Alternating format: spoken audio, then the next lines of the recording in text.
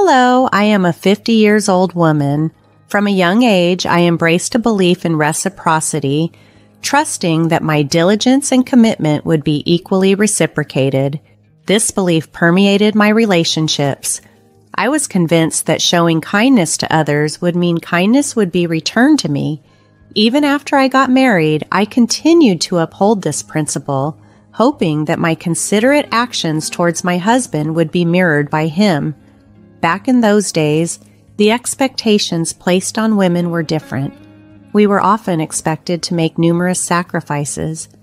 I embraced these expectations wholeheartedly, dedicating myself to my husband and children, confident that these sacrifices would pave the way to a fulfilling future. However, life didn't turn out as I had hoped. Despite my tireless efforts and early mornings dedicated to my family, my work often went unappreciated.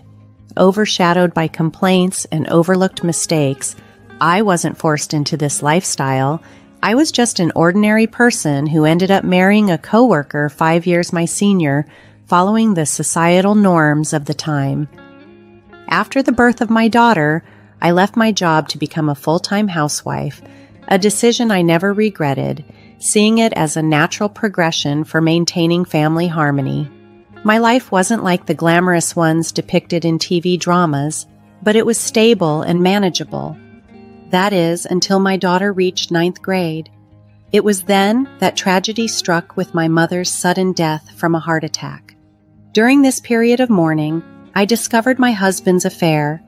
While I was enveloped in grief, he found solace in someone else, becoming distant and eventually demanding a divorce. In those days, divorce was frowned upon, and despite my husband's irresponsible and cold behavior, I was reluctant to consider it. Looking back, I realize how naive I was, but there was more at stake, especially with my daughter witnessing our crumbling marriage. Despite my efforts to avoid divorce, I found myself in a profoundly unhappy situation. During a particularly intense argument about our impending separation, my father, who had recently lost his wife and seen his daughter suffer in her marriage, came to visit. Witnessing our distress, he offered me refuge and encouraged me to leave with my daughter. This offer marked a turning point, providing a pathway out of an increasingly toxic environment and a chance to start anew, even amidst the complexities of my life's unexpected turns. My father helped me see that persisting in a challenging marriage was futile. Overwhelmed by his worry and understanding, I agreed to my husband's request for a divorce. In the settlement, he gave me $6,000 in cash. With my father's backing, I secured a modest 3-bedroom townhouse where my daughter and I could start anew. As we settled into our new life, I braced myself for the hard work ahead, especially given the societal scrutiny I anticipated as a divorced woman raising a daughter entering her teenage years. During this turbulent period, my daughter, like any adolescent, expressed her struggles and lamented the impact of our family's breakup. Despite the emotional pain, I knew I couldn't afford to dwell on the past. I was determined to provide for her, so I embarked on a journey to find stable employment. However, being an older divorced woman with a dependent child presented additional challenges in the job market. Undaunted, I took on multiple part-time jobs, worked night shifts, and even did freelance work from home when possible. As time went on, my daughter reached her senior year of high school. Despite our financial limitations, she excelled academically and found ways to flourish. Motivated by my desire to secure her future, I took a demanding job at a 24-hour restaurant, working grueling 11-hour shifts. I managed to save 2/3 of my earnings for her college tuition. Despite facing judgment and the whispers of gossip, particularly from some married men who saw me as vulnerable, I persevered for my daughter's sake. The sacrifices were many, but my goal was to afford her opportunities I never had. As she neared adulthood, I hoped she would understand and appreciate the struggles I endured to raise her and make a living.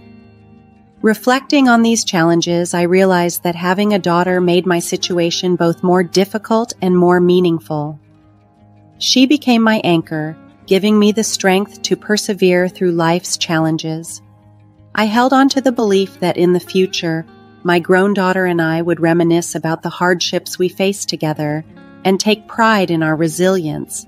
A year later, my daughter's excellent performance in her exams earned her admission to Harvard University, a moment of immense joy and validation that made all our previous struggles seem worthwhile.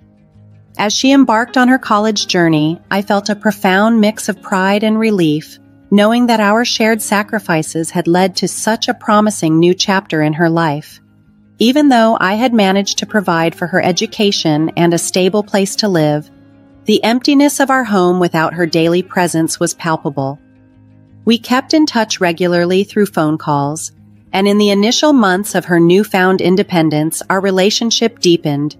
Her affection and connection during this time were comforting, and I treasured the growth in our bond despite the challenges we faced.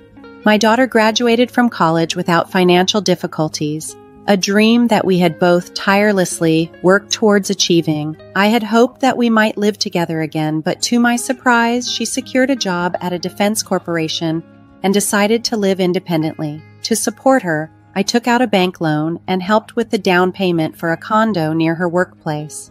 As I aged and adopted a more modest appearance, my daughter blossomed into a stylish career woman. Seeing her thrive brought me immense joy and reinforced the value of my sacrifices. I found great satisfaction in her successes, feeling the truth in the saying that people forget their own needs in moments of joy. Despite having supported her throughout her college years, the thought of her upcoming wedding presented a new financial challenge. Some questioned why I continued to struggle financially when my daughter was fully capable of supporting herself. Yet, I was determined to help with her wedding expenses to prevent any disdain from her future in-laws. The belief that my sacrifices for her happiness would bring joy to us both kept me resilient. As my daughter entered the dating world, I noticed a growing distance between us. Initially hurt, I came to understand that her adult life and relationships were rightfully taking precedence. I patiently waited for her to mature and reconnect with me, realizing that priorities naturally shift during this life phase. However, her 28th birthday was a poignant moment for me. I looked forward to celebrating together, but she informed me that she had plans with someone named Scott and downplayed any need for preparations. While she might have intended to reassure me that I needn't go to any trouble, I felt a sting of neglect. Her birthday, significant for being the day she came into this world, seemed to be just another day to her, and her apparent indifference hurt deeply. It was hard to understand why she viewed spending on her birthday as unnecessary, given our tight budget. Despite her intelligence, it seemed her grasp of her mother's feelings was still evolving. Despite my hurt, I continued to love and support her, hoping for a deeper understanding between us in the future. I knew she was my only daughter, and I longed to see her, even if just briefly on her birthday. So I decided to take a day off work. That morning, I made an extra effort with my appearance before heading to her office, but what I encountered there left me reeling, an unexpected and emotionally charged situation. In the company lobby, I saw my ex-husband with his new partner, people I had hoped never to see again. How he knew to be there puzzled me. When I tried to call my daughter, she abruptly hung up, claiming she was tied up in a meeting. Feeling bewildered, I turned around, only to see my daughter cheerfully calling out to her father and embracing him warmly.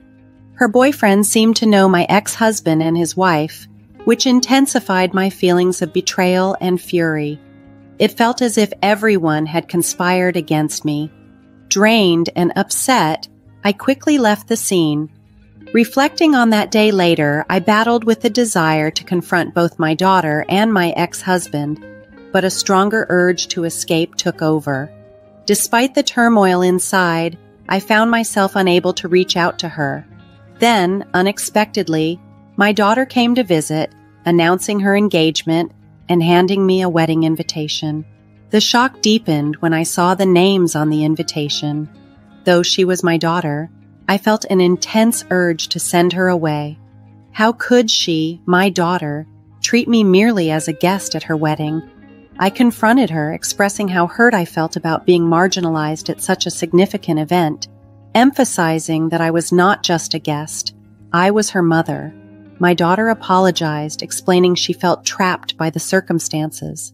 She wanted to marry Scott, but his parents scrutinized every detail about her. This revelation made me grapple with a mix of emotions, torn between hurt and the need to understand my daughter's challenging position. During our conversation, my daughter shared her concerns about how my divorce status and our struggles as a single-parent family might negatively impact her future. She worried that being open about our past could jeopardize her relationship, as her potential in-laws might disapprove. Faced with this confession, I couldn't hide my frustration. I reminded her of all the sacrifices I had made, the hardships we had endured together, and how deeply her actions had stung. Despite everything, I strove to bridge the gap between our perspectives, hoping to find common ground where we could both feel understood and supported as she approached this life-altering decision. As I raised my daughter, working tirelessly at a restaurant to fund her education, I thought our shared struggles would strengthen our bond. However, her response during a crucial conversation stunned me. She brushed aside our past hardships, focusing instead on her future comfort. She revealed that her father and his new partner, the woman who had contributed to our family's breakdown, had already met with her future in-laws, emphasizing that the present was all that mattered to her. Feeling deeply hurt and regretful, I harshly expressed my disappointment for the first time, dismayed by her dismissive attitude. Shockingly, she retorted that if I wished to remove her from my life, I should reimburse her for the costs of raising her.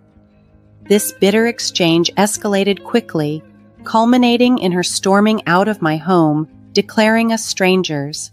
Devastated by this rupture, I questioned the point of saving for her wedding. A deep sadness enveloped me as I stared at the wedding invitation she left behind, noting a different name printed where mine should have been. 2 years later, I received distressing news.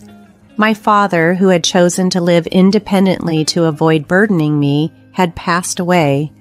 His death hit me hard, bringing with it a painful realization of my shortcomings as a daughter. A few months after his passing, I inherited a modest condo where he had lived, a poignant reminder of the family ties and challenges that had shaped my life.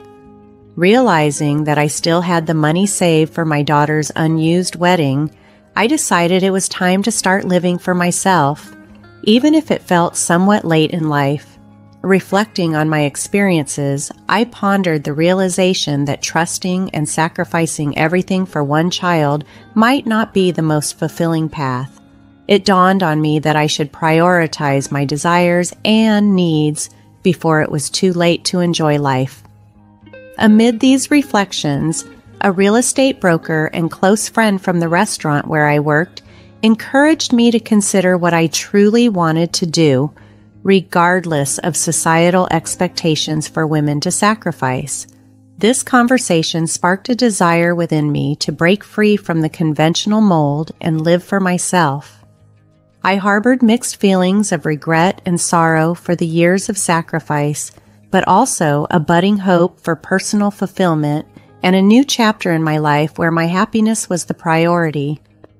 Yearning for personal fulfillment and inspired by a friend, I embarked on a journey into the real estate business. I studied auction bidding, and using some savings along with money from selling my late father's condo, I leaped into a new venture.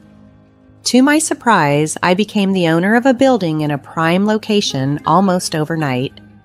8 months later, after returning from a mountain climbing adventure, I settled into the top floor of my building, which I transformed into my home.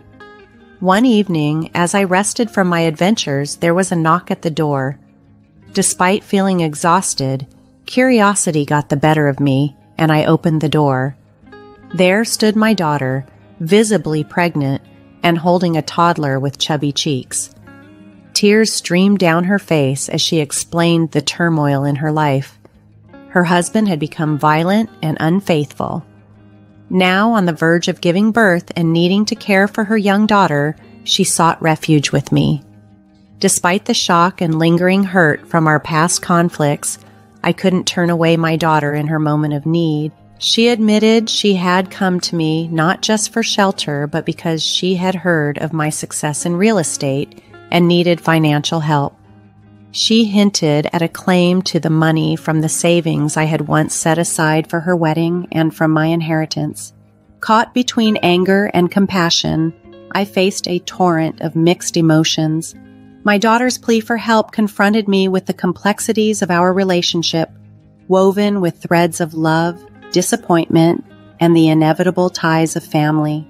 In the heat of the moment, I confronted her about our past, expressing my frustration. I was the one who saved for your education and your wedding. You once told me to get out of your life. Now, do I owe you money after all that? You never paid back any of the money I spent, and now it seems that in front of money, the bond between a parent and a child has no value. Now that I have money, you think you don't need a daughter, right? But no matter what, I am still your daughter, she replied, her words laced with desperation and pain. Despite everything, her words resonated with me. Understanding her vulnerability and the direness of her situation, I knew that as a mother, I could not turn her away.